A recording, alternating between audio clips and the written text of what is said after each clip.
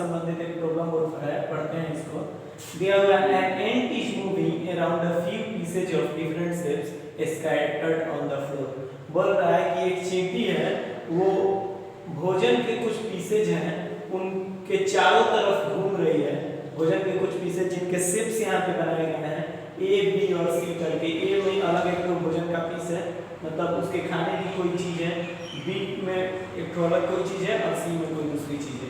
ये चीज़ें किसी फर्श पर बिखरी हुई हैं और वो चींटी जो है इन खाने वाली चीज़ों के चारों तरफ घूम रही है।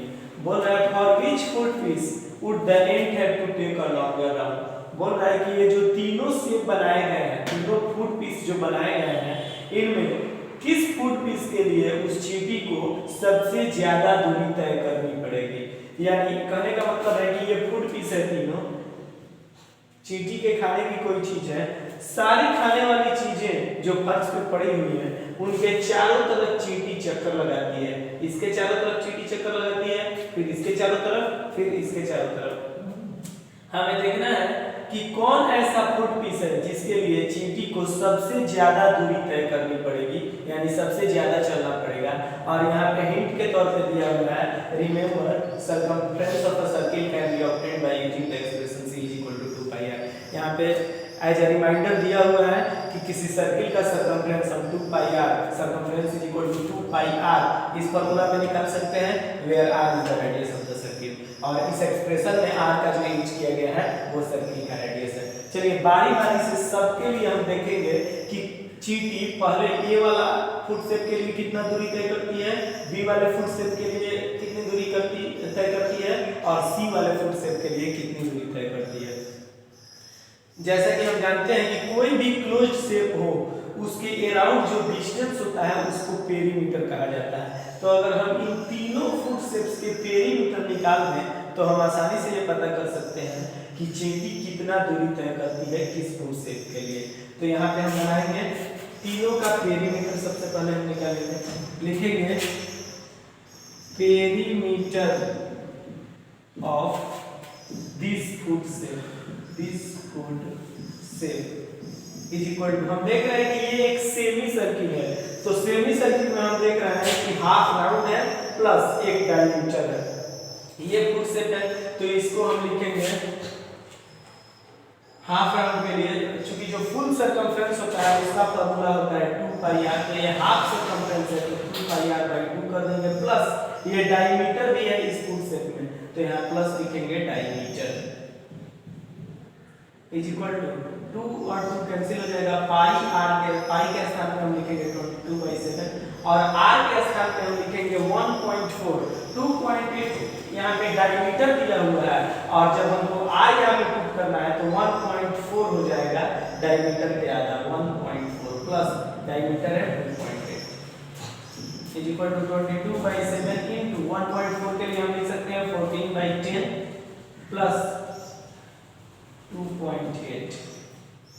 यहाँ पे हम देखते हैं 7 से 2 टाइम्स तो ये 22 into 2 44/10 प्लस 2.8। 44/10 को हम 4.4 लिख सकते हैं प्लस 2.8, इन दोनों को जोड़ने पे 7.2 हो जाएगा। यहाँ जोड़ कर देख सकते हैं 4.2 2.8 7.2, यानी फर्स्ट फुट शेप के लिए चींटी को जो डिस्टेंस तय करना है वो है 7.2 सेंटीमीटर।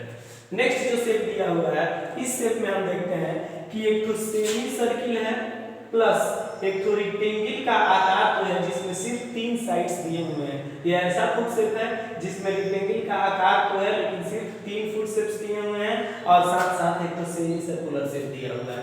तो इसको लिखेंगे हम perimeter of this foot shape is equal to, पहले ये जो लाइन सेगमेंट्स दिए हुए हैं इनको लिख लेंगे। तो ये जो फर्स्ट लाइन सेगमेंट है इसको हम लिखेंगे 1.5, फिर इस लाइन सेगमेंट के लिए लिखेंगे 2.8 प्लस इस लाइन सेगमेंट के लिए लिखेंगे 1.5 प्लस ये जो सेमी सर्कुलर शेप है इसके सर्कमफ्रेंस के लिए हम लिखेंगे 2 pi r/2 इसलिए किया गया क्योंकि ये फुल सर्किल का सर्कमफ्रेंस नहीं है, सेमी सर्किल का सर्कमफ्रेंस है, इसीलिए 2 pi r/2। अब इन तीनों को आपस में जोड़ने पर हमको मिलेगा 5.8 प्लस, इसको सॉल्व करेंगे 2 और 2 कैंसिल हो जाएगा, 5 के लिए 22/7 इंटू r के लिए 1.4, क्योंकि 2.8 जो दिया हुआ है ये इसका डायमीटर है, रेडियस इसके आधा होगा 1.4 is equal to 5.8 plus 22/7 into 14/10 कर सकते हैं,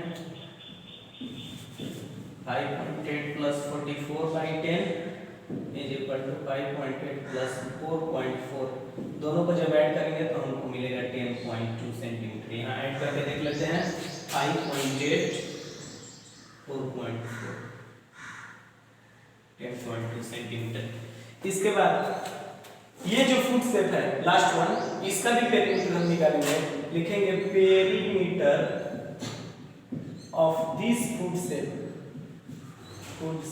इज इक्वल टू, इसमें भी ये जो दो लाइन सेगमेंट्स हैं इनको हम जोड़ लेंगे 2 + 2 प्लस अंत में ये जो सेमी सर्किल है इसका सरकमफ्रेंस हम लिख लेंगे, तो सरकमफ्रेंस ऑफ सेमी सर्किल जिसमें हमारे पास डायमीटर अंत में नहीं है तो इसके लिए हम लिखेंगे 2πr/2 is equal to 2 + 2 plus 2 और 2 कैंसिल हो जाएगा, पाई और r के लिए 22/7 और r एक बार फिर यहाँ पे चूंकि ये डायमीटर दिया हुआ है तो डायमीटर के आधा होता है 1.4, 2 और 2 जोड़ देंगे 4 प्लस इंटू 14/10, दो बार में कैंसिल होगा, 4 plus 44/10, 4 plus 4.4 is equal to 8.4 centimetre.